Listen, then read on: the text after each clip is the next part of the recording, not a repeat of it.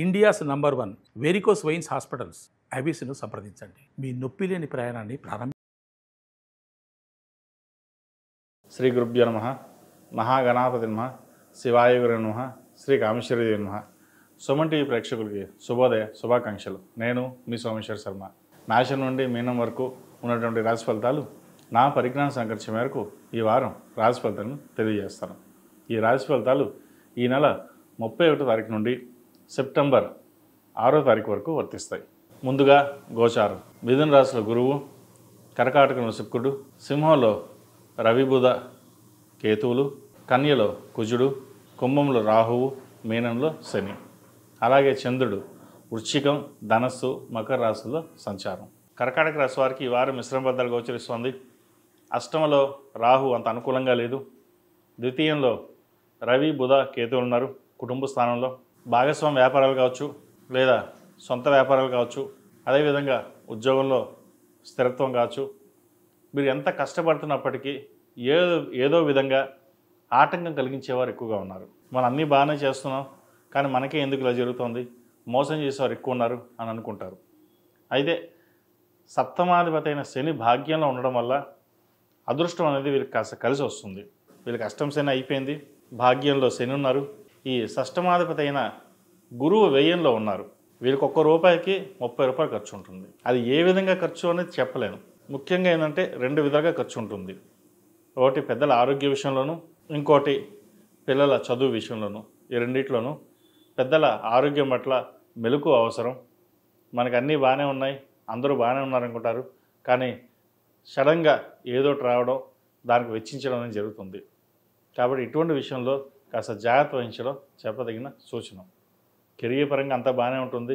మానసికమైన తెలియని ఒక వేద అనేది మీకు ఏర్పడుతుంది. అది ఎలా అన్నది మనకు తెలియదు. మనకు అన్నీ బాగానే ఉన్నాం, మనకి ఎందుకు ఇలా జరుగుతుంది అనే ఒక సంకోచం కూడా ఏర్పడుతుంది. ఇటువంటి విషయంలో స్థిరమైన నిర్ణయాలు తీసుకుని ముందుకు వెళ్ళడం.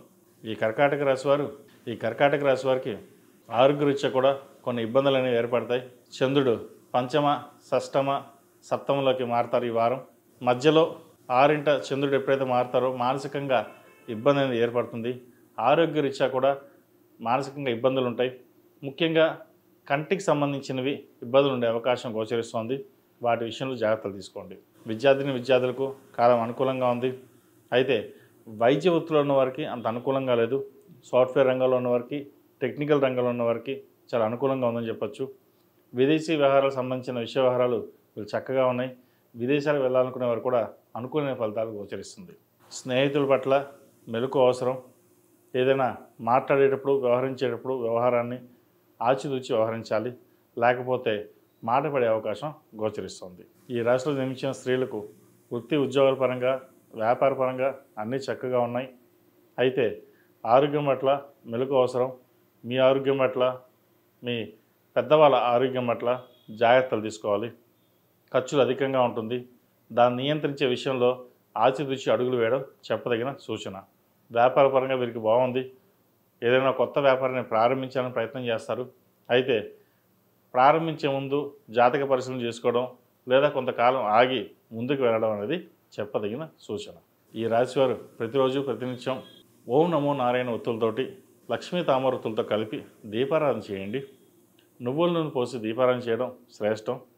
దానివల్ల నరదిష్టి, శనికి సంబంధించిన ఇబ్బందులు ఏమైనా తొలగిపోవడం, శని మహాదశ, అంతర్దశ, అంతరాంతర్దశ, శని మహాదశ నడుస్తున్న వాళ్ళు కూడా ఈ నువ్వుల నూనె పోసి దీపారాధన చేయడం అనేది ఎంతో మేలు చేస్తుంది. అదేవిధంగా ఈ రాశిలో జన్మించిన వారికి కలిసి వచ్చే సంఖ్య 3, కలిసి వచ్చే రంగు తెలుపు. ఏదైనా పని మీద బయటకు వెళ్ళేటప్పుడు ఆదివారం కానీ సోమవారం నాడు కానీ వెళ్ళండి, మంచి ఫలితాలు సంప్రాప్తిస్తాయి.